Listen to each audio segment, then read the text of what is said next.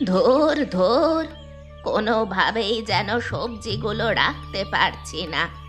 সমস্ত সবজিতে পোকা ধরে ফেলেছে। কি যে করি!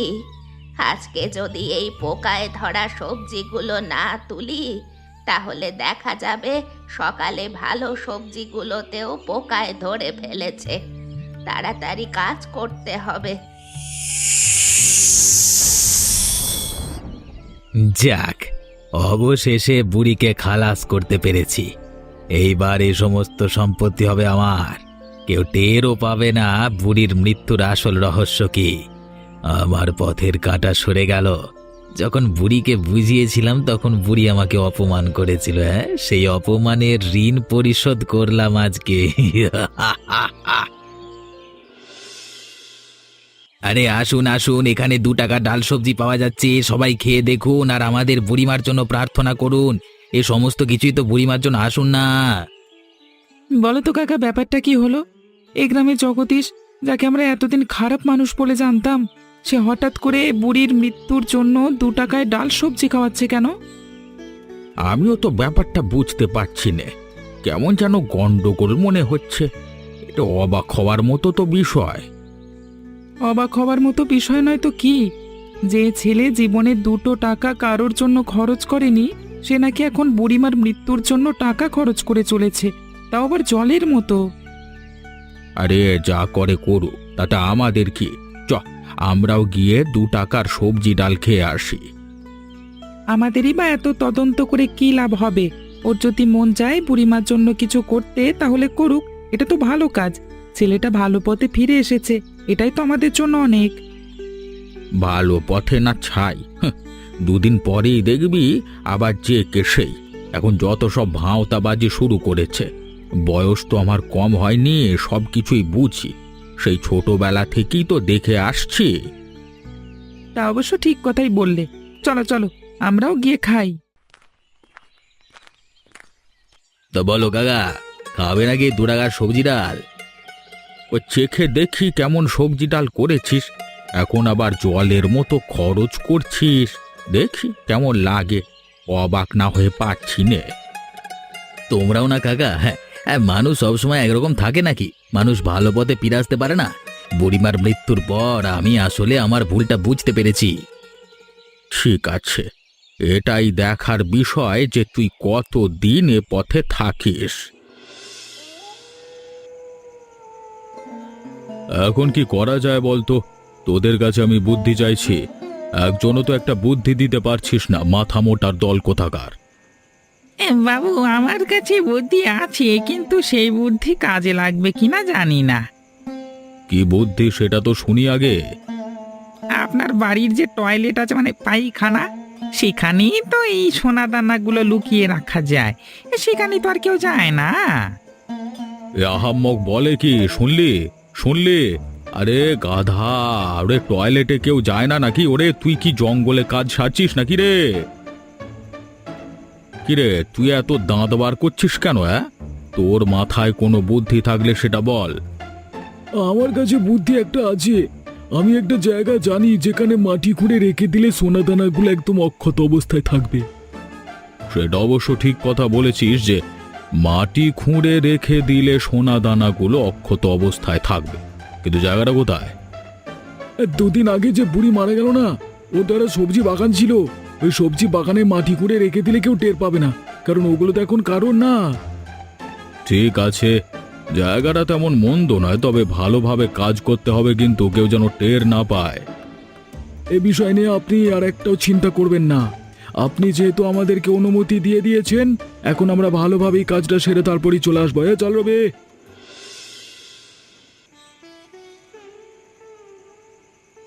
আমাদের অবস্থা আগের থেকে আরো ভালোই হলো বলো। বুড়িটা মরে গেল, অথচ পুলিশ সমস্ত সম্পত্তি আমাদের নামে করে দিয়ে গেছে।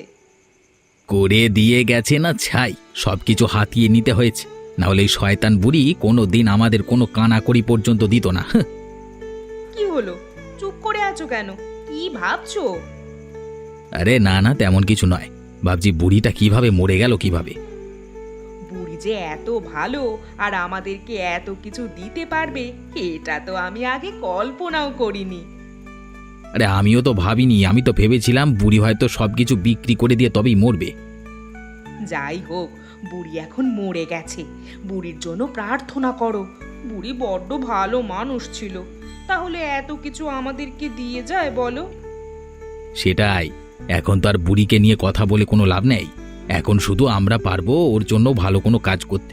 এ কারণেই তো দুদিন আগে রাস্তায় বুড়ির জন্য 2 টাকায় ডাল সবজি বিক্রি করছি। এমন মানব সেবার কাজ মাঝে মধ্যেই করতে হবে, এতে বুড়ির আত্মাও খুশি থাকবে আর আমাদেরকেও লোকজন ভালো হিসেবেই জানবে। ঠিক আছে, এখন আর বুড়িকে নিয়ে এত মালামালি করতে হবে না। যাও, তুমি আমার জন্য খাবার নিয়ে এসো। আহা, তুমি এভাবে বলছো কেন? স্বাভাবিকভাবে বললেই তো হয়। তুমি বসো, আমি তোমার জন্য খাবার নিয়ে আসছি। তুমি তো আর জানো না গিন্নি, কতটা কষ্ট করতে হয়েছে আমাকে। এত এত সম্পত্তি পাওয়া কি আর মুখের কথা? এখানেই যে চলে এলাম, তুই তো বললি এখানে কেউ থাকে না, কিন্তু বুড়ির ঘরের পাশেই তো আবার জগদীশের ঘর। যদি জগদীশ সবকিছু জেনে যায়? তুই কি পাগল নাকি? বুড়ির সবজির বাগান এটা, জগদীশ তো আর ভোগ করতে পারবে না, তাই না? তাহলে টের পাবে কিভাবে? জগদীশকে তো ভালোভাবে চিনিস, ও একটা ভণ্ড, গ্রামের সবাইকে জ্বালাতন করে বেড়ায়। সেখানে বুড়ির এই সবজি বাগান পেলে জগদীশ ছাড়বে কেন? যদি না ছাড়ে তবে পরেরটা পরে দেখা যাবে। আগে এখানে সোনাদানাগুলো খুঁড়ে রাখতে হবে তো। তুই সেটা অবশ্য ঠিক কথাই বলেছিস। এদিকে ওস্তাদকে কথা দিয়ে ফেলেছি। চল চল তাড়াতাড়ি কাজ করি। কাজ না করে এত কথা বলিস না তো। আরে তাহলে জগদীশ এমনিতেও টের পেয়ে যাবে, পরে আমরাই ধরা পড়ে যাব। ওস্তাদ আমাদেরকে কেটে টুকরো টুকরো করে নদীতে ভাসিয়ে দেবে।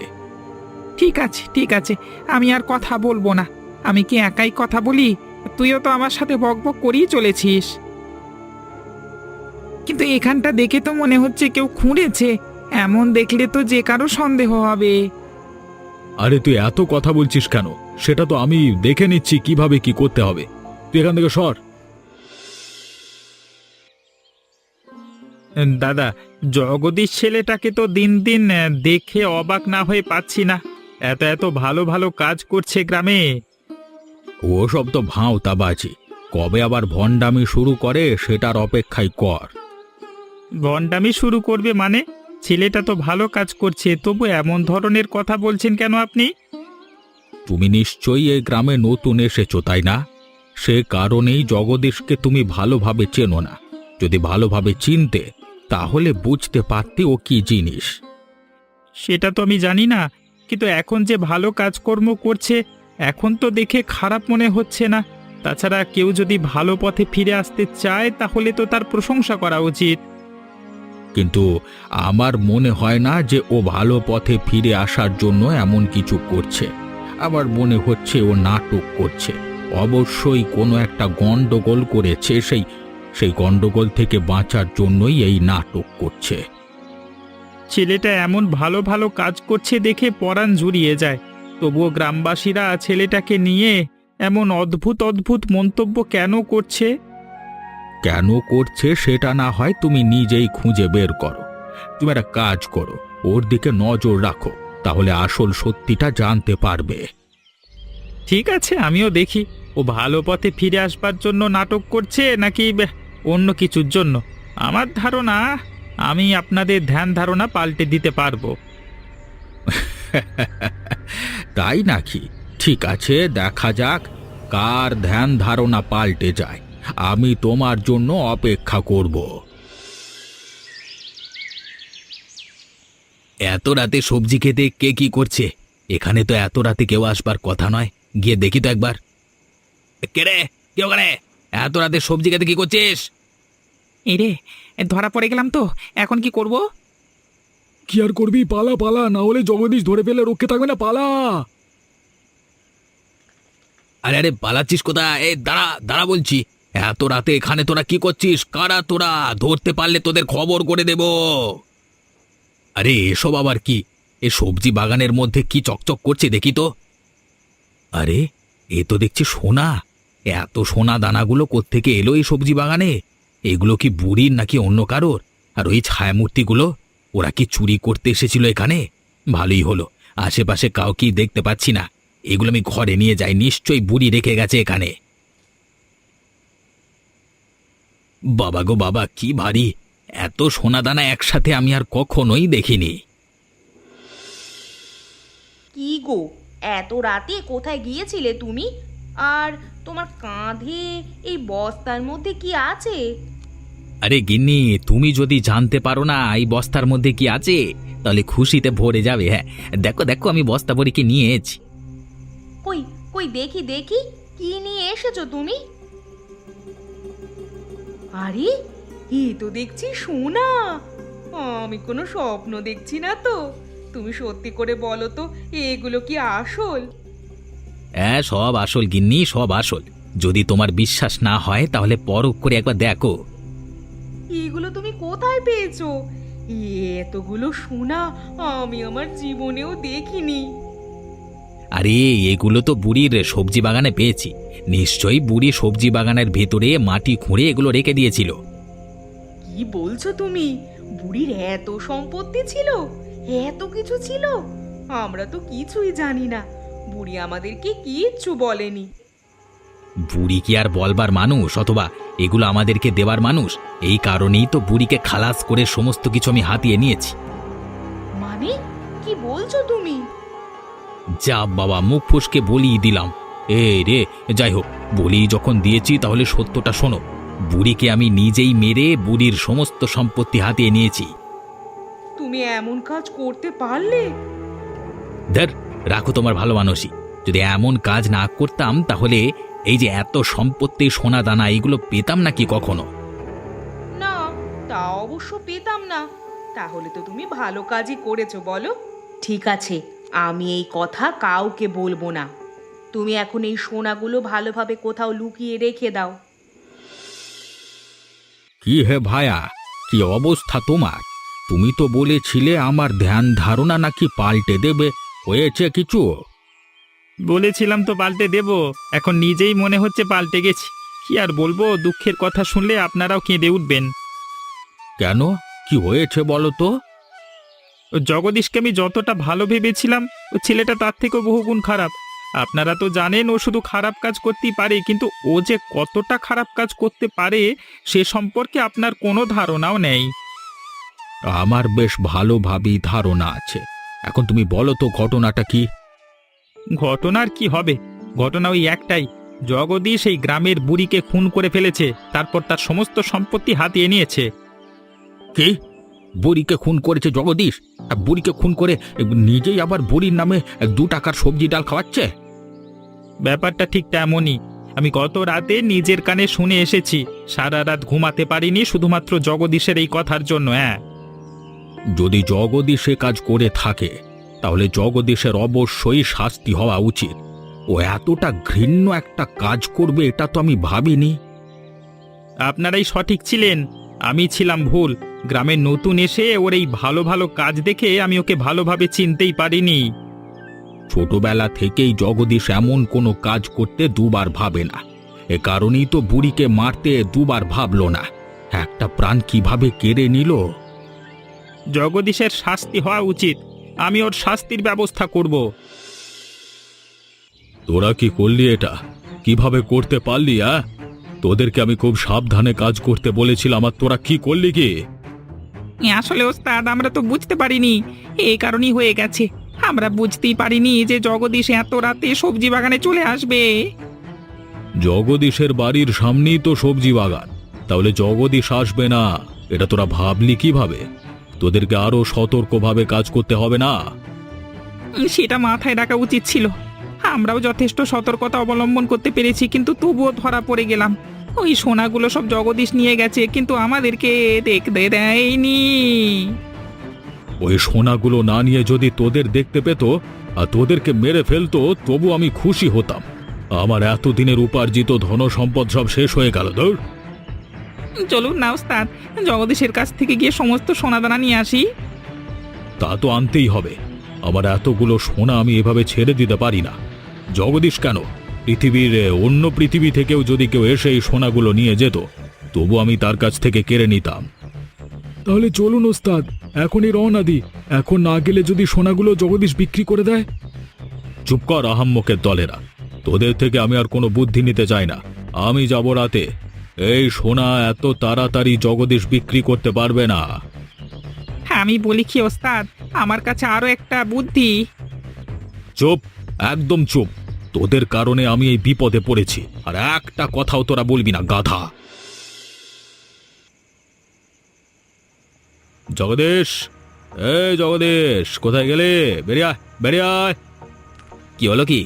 এভাবে আমাকে ডাকাডাকি করছেন কেন আপনারা? হ্যাঁ গো, এখন আর বোঝো না নেকা, তোমাকে কেন ডাকাডাকি করাচ্ছে বোঝো না নাকি? সোনাগুলো নিয়ে দিব্যি তো সুখে আছো। সোনা? কিসের সোনা? কোন সোনার কথা বলছেন আপনারা?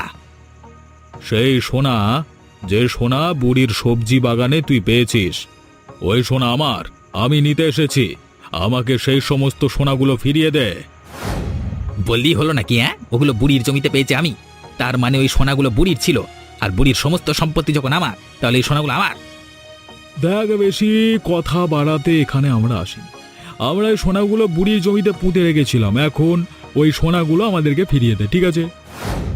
কখনো না, ওই সোনা আমি মরে গেলেও ফিরিয়ে দেব না। যদি আমাকে জোর জবরদস্তি করা হয়, তাহলে আমি পুলিশের কাছে যাব, গিয়ে সমস্ত ঘটনা বলে দেব। আমাকে ভয় দেখাচ্ছিস তুই? আমাকে? এই মতিলাল বাবুকে? যে মতিলাল বাবু সারা পৃথিবীতে চোরাচালানের ব্যবসা করে এই সোনাগুলো জমিয়েছে, তাকে ভয় দেখাচ্ছিস? ওসব পুলিশ আমার পকেটে থাকে। তবু আমি সোনাগুলো কোনোভাবেই দেব না। দেব না মানে দেব না। আপনারা এখান থেকে চলে যান। তবে রে, তাহলে আজ কি তোর শেষ দিন? এই চল তো, পরে এসে সোনাগুলো উদ্ধার করা যাবে।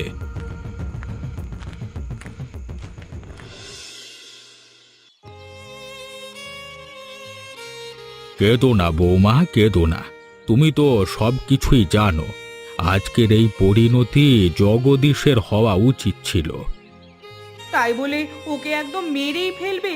ওর শাস্তি হওয়া উচিত ছিল, এটা বুঝলাম, কিন্তু এই শাস্তি তো কোনো কাজের হলো না। দেখো, আমরা জগদীশের মৃত্যুতে ব্যথিত হয়েছি। জগদীশ যদি লোভ না করত, তাহলে ওর এই পরিণতি হতো না।